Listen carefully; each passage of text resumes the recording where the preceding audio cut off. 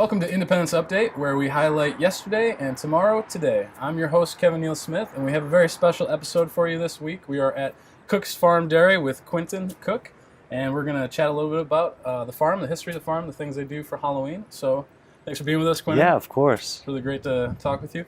Tell me a little bit about the history of Cook's Farm Dairy. All right, so Cook's Farm Dairy started back in 1933. My great-grandpa started the farm, and it was just Cook's Farm. In 1982, my dad came home from college at MSU, and he started the processing plant, started making the ice cream and bottling the milk. Awesome. So what was that like for them to make that transition? Was it out of necessity, or was it just kind of like the natural progression? Yes, it was definitely a necessity of sorts. Looking back, the ice cream business has kept us going as a small dairy farm, and at that time, the Michigan Milk and different organizations that were pooling their milk were kind of putting stress on those prices. So it was a great thing to get out of that arena and kind of do our own thing. Awesome. Now, what kind of special things you guys got going on for Halloween? I see all these pumpkins laying around. So we have pumpkins. We have a huge 12-acre pumpkin patch that families love to come out to. We have hay rides going every weekend from 1 to 6 on Saturday and Sunday.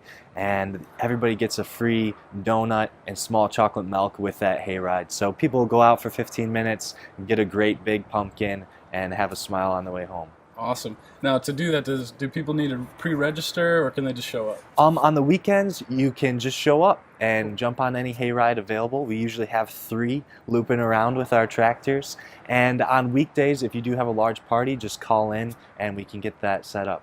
Awesome. You guys have like a haunted barn or anything like that? We do not yet. We're definitely family friendly in that sense. We do have a corn maze new this year, so it takes about 20-40 minutes depending on how many wrong turns you take, but that's been a big hit this season. That's awesome. Do you guys plan on expanding with other things in the future? Other things in the future that we're looking into are just better decorations for families to take home. That's a big thing during the October season. And we'll see where it goes. The haunted corn maze hayride thing is definitely in the back of our minds. Awesome. We'll see. Awesome. Now, when it's not Halloween season or holiday season, what are just some of the general things people can experience here? Right. So our farm is open to the public year-round. Families can come out, feed the calves, get to pet the cows, and have some delicious ice cream. So we're open all year for that ice cream. We'll have eggnog coming up here soon in the December winter months, and we love to see you guys out here. That's awesome. Now, you were telling me before we started the interview that some of your cows eventually make their way to like 4-H clubs, right? Why is it so important to kind of embrace the community and be a part of the community in that kind of way? Sure.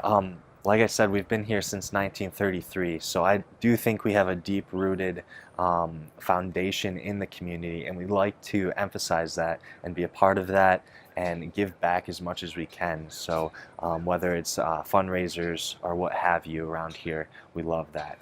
If we can help out school groups, even just with these broadcasting things, it's a big thing to us to continue that because we're a part of the community, and if the community thrives, hopefully we do as well. Absolutely. Now, how can people get information about any upcoming events? You got a website, anything like that? Yes, we do have a website, but the recent updates are on Facebook, Cook's Farm Dairy Facebook, Twitter, and also Instagram. Awesome. Well, thanks again for speaking with me. Of course. We're going to check out the farm here. All right. I'll see you later.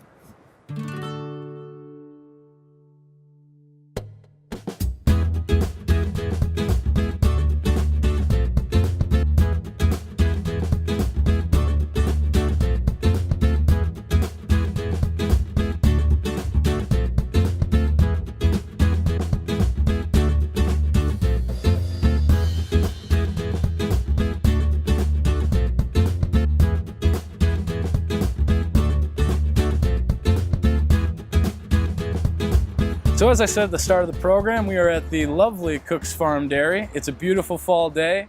There's manure in the air, cows in the pasture, and we really just wanted to get out of the studio for this episode and enjoy Halloween in all its splendor.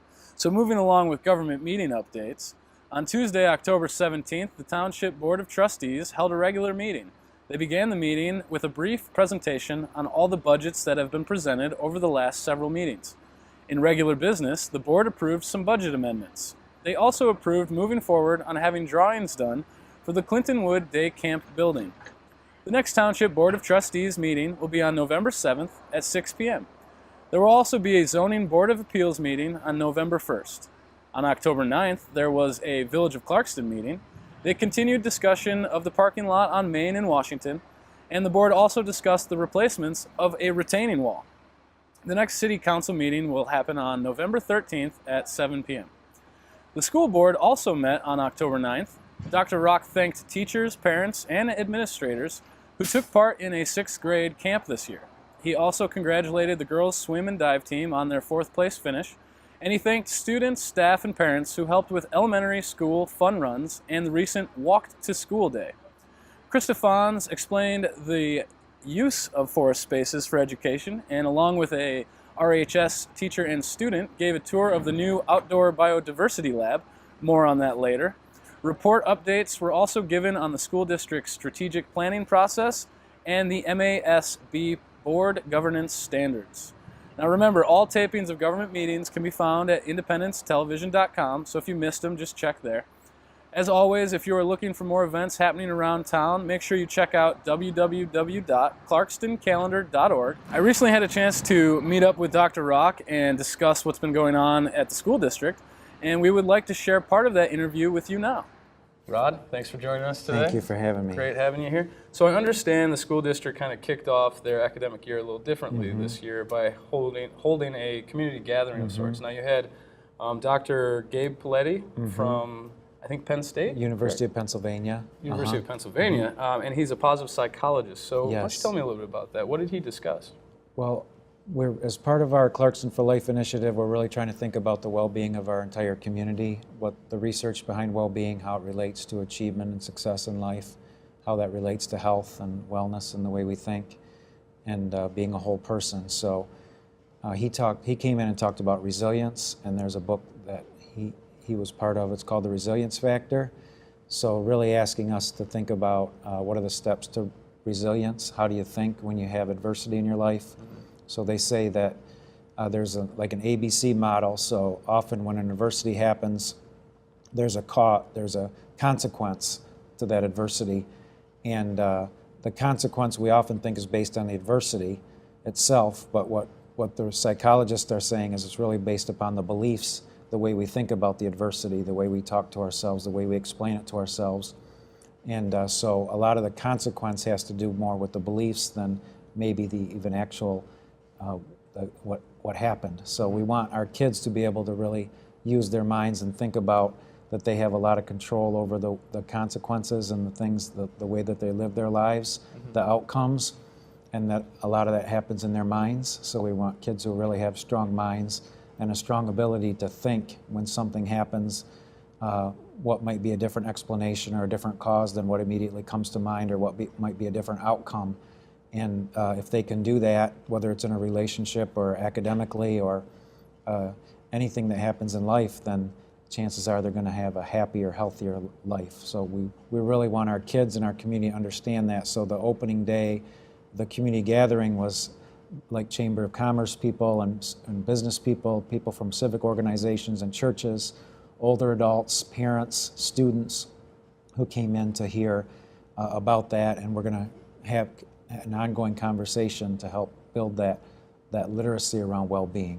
Awesome. Now you mentioned the ongoing conversation, and we filmed that speaker, and I believe the idea is to segment out that that speaker's discussions, and then show it to community members and keep that conversation going. How can people get involved with that? Is there a plan yet in place, or is there somewhere they can go to kind of stay up to date on when that may happen? Well, I think if they could use that video, and I know you're breaking up into segments, and maybe have conversations around it, show pieces of it at different gatherings, whether it's a PTA or a church or a civic group, Chamber of Commerce, and just talk about it and frame the conversations and listen to the research, that would be wonderful. And then we have lots of other things going on where we've had book studies at the library around a couple different books around well-being. We're having we've had some screening of different films around well-being, and we're talking about some more of those. So if people could keep their eyes open for those kind of opportunities to engage in conversations, and also to maybe facilitate some of those conversations, whether it's at the dining room table or a group you gather with, that would really be wonderful. Cool.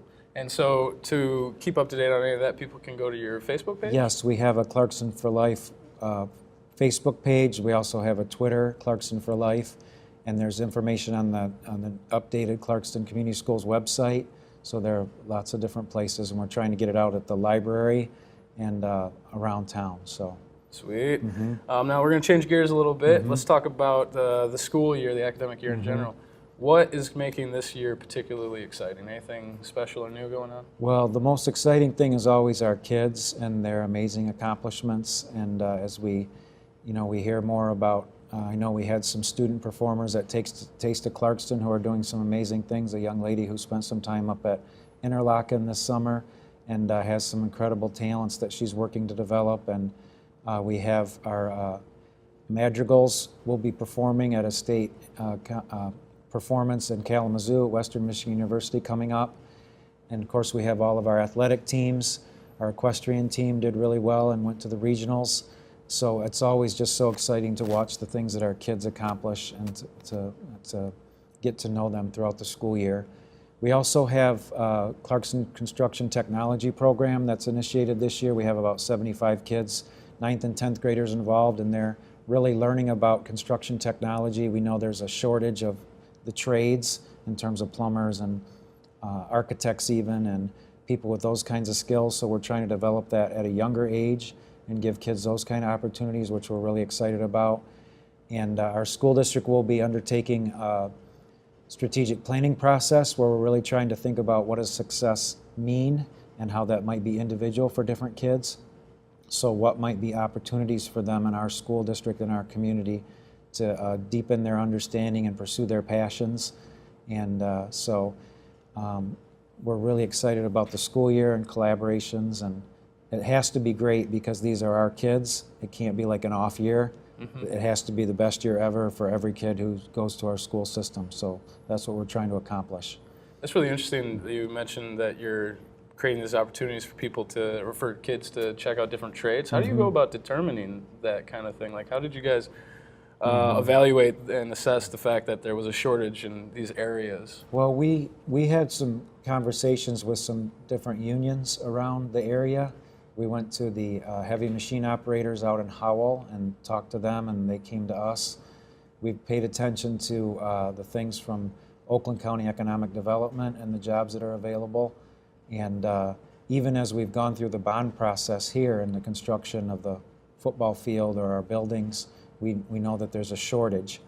So the timing of getting the bond, the documents out there, the bids is really important so that you're on the schedule and you get better pricing based on that. And there just aren't enough people as our economy comes back to build homes and to even, I've heard, like I said, architects, there's a shortage. Just people are not necessarily going into those careers. So we're trying to do a better job of not only helping our kids if they want to go to college, but we want them to have a job, a paid job. And there are lots of jobs that you can get that don't require a college degree. So. Awesome. If you would like to hear the entire interview, you can find it on our YouTube page, and you can also catch it on Channel 22. Earlier in the program, I mentioned the school district's new outdoor Biodiversity Lab. We were fortunate enough to cover an event there recently, and here is a look. We started the outdoor classroom when we realized that the kids really like to learn outside. We had training a few years ago from Project Learning Tree and Project Wild, taught us about a lot of different things to do outdoors. Some of the learning activities that we're working on right now is we're making tree cookies, which are these necklaces that our high school students cut for us. We have a lot of classes working with us to make it really cross grade level, going through all the different subject areas, geometry classes, art classes, Young Fives kindergarten classrooms. So the vision is really stemmed off the children. I had a group of students working on outdoor nature scavenger hunts. So they developed 4 different games, and the kids get clipboards and they can walk around nature and identify different things that they might see living and non-living both. We have nature walks going on where we can actually point out things that they're going to see. We've made some tree identification plaques, and on those tree identification plaques is a cover that says, "Who am I?" And as you lift that cover, it gives you information about that tree that's native to Michigan. And then on the other side of that plaque is a tin punched leaf that my students actually tin punched by hand, and the kids are able to put paper on it and take leaf rubbings. The youth in this community absolutely deserve a beautiful place to learn. The community deserves a beautiful place to come to. This is actually a space that's opened up for all of Clarkston, really. Anyone that notices it down here, it's really a hidden gem back here. We have a pond in the back where the kids can kind of see some different things that happen in the pond area. In the spring, we get lots of turtles and frogs, so we can come down and collect some of those and watch them in the classrooms. Our preschool is located right on campus, and so the students can come down whenever they want and really just enjoy nature and just enjoy the time together. We've got pond ecosystems, and we have wetlands, and we have forests, and they're all located right in this particular area. So it makes it really great to come here because you can talk about a variety of ecosystems and habitats and things like that all in one place. I have all the time students tell me that they dislike science. They dislike sitting in the classroom and learning science. So through this project, the kids have actually been able to get into the outdoors, and they've learned about invasive species, and they've learned about habitats, and they've learned everything that they might learn in a science classroom, but they're doing it outside. And they're creating projects while they're learning that are geared towards younger kids. So they're really showcasing their knowledge and their ability in the material in order to bring it down to a level that a 3, 4, maybe 5-year-old would understand. It's the best project I've ever been in. It's the most involved I've ever been. I'm happy that I came out today and did all this. I'm around nature. I know I'm doing something to help the environment. I'm doing something that's meaningful to the environment and meaningful to me.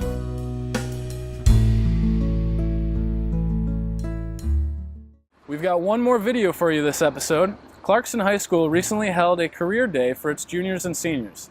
This is an opportunity for students to talk with business professionals as they prepare for life beyond high school. Let's take a gander.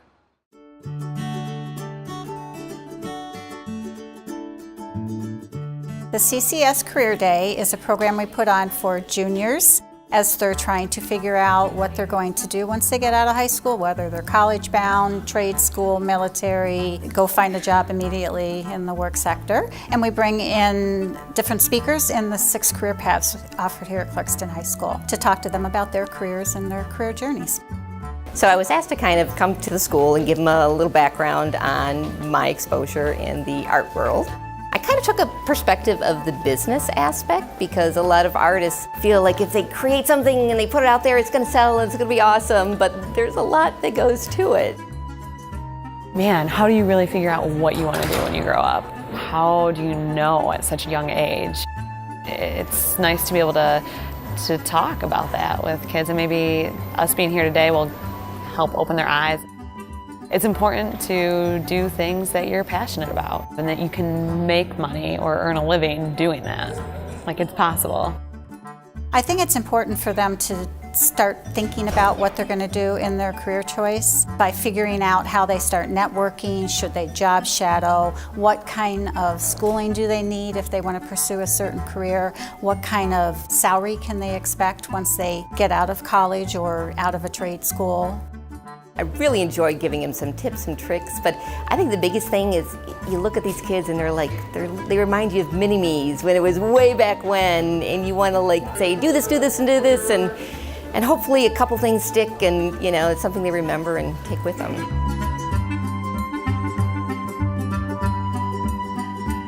I think it makes the school district unique because not every school offers this, and a lot of kids graduate from high school and don't really know what they're going to do, and this kind of gives a little peek at that. The PTSA here at the high school is the one that sponsors this, and I think it's a great program. If I can save them a couple of heartaches, save them a couple of trip-ups and say, take this path or keep this focus, then hopefully I can help them get there faster. I think it'll help get them on the right track earlier and help them determine at an earlier age what they are interested in and what they want to do. We have so many wonderful parents who leverage these awesome backgrounds and have great stories. It's an opportunity to leverage this knowledge that's right next door. So the fact that Clarkston is putting this into the kids, it's an opportunity to reach out and kind of give back. I just think there's a lot of people in the community that are willing to share their experiences, and they really are interested in the well-being of the children that are here, that attend the schools, and they want to see them succeed. I'd just like to thank all of our speakers from throughout the community and our moderator volunteers for the PTSA that come in and make this day possible.